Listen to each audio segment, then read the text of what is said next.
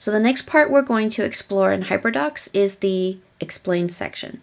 So this is your direct teach. This is exactly like you're standing in front of the class and you're explaining a concept, maybe for the first time, maybe it's a review. So in this stage of the learning cycle, you can embed your direct instruction in a more creative and engaging way.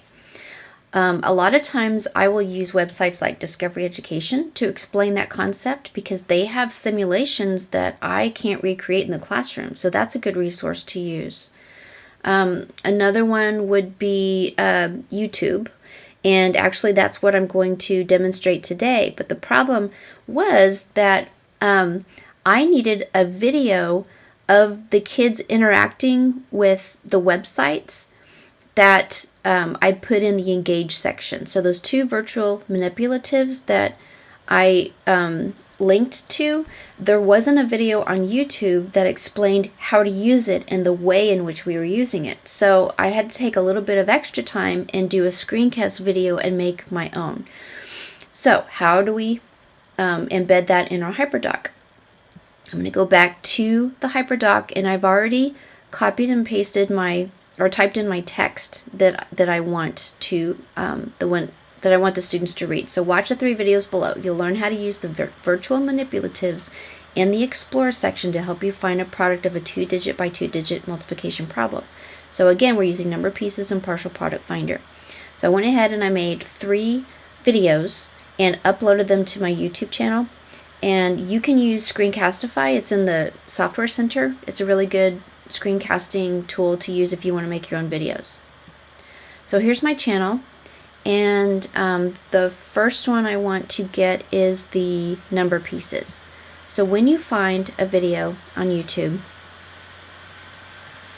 how can I use the first thing you want to look for is whether or not it is approved. So this one is watchable because it's my channel, which is made under the NEISD domain, so that's good. But how do I get the link to it? Well, you can take the link up here, or if you go to share, you can take the link right here. But what's really cool is sometimes videos have like beginning sections when it really doesn't apply and you don't want your kids wasting time watching it. So you can say, okay, start 30 seconds into it. And when you do that, then it creates the URL of where you want that video to begin. So that's a nice little trick to use. But since I made it, I want them to see the whole thing, so I'm just going to hit control copy. I'm going to go back to my HyperDoc, and this one was the number pieces, so I'm going to highlight what I want linked, and then go up to my link, insert, and apply. Okay, so I'm going to repeat the process. The next one I want is the partial product finder. So I'm going to go back to my channel.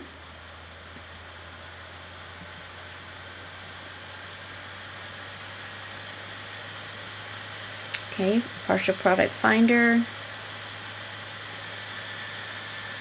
Yep. Stop it and click share. I'm going to copy this link. Go back over here, highlight. Click on insert link, paste. Okay, and then I have one more to get. Let's just go back here. Okay, and this one is the writing equations. And like I said, on this Google slide, I see. You can also get the URL from up here as well. Either way, whatever floats your boat. Okay, highlight and link my last one. And each of these videos is maybe 10 minutes. So obviously this HyperDoc is going to be more than one class period. So we might work on this 2 or 3 days depending on whether I have Chromebooks or we go into the VDI lab. So that's kind of up to you. Alright, so one other thing that I wanted to show you is like I said, I usually don't make my own videos. YouTube usually has something that I want. So let's say, for example, I'm looking for a video on partial products multiplication 4th grade.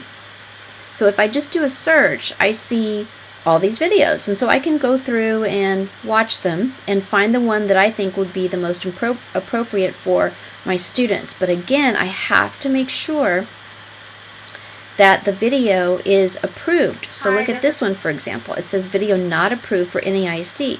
What that means is if you were to link this in your HyperDoc, then when the kids go to it, it's going to be that gray screen that says, sorry, video not approved for your whatever it says.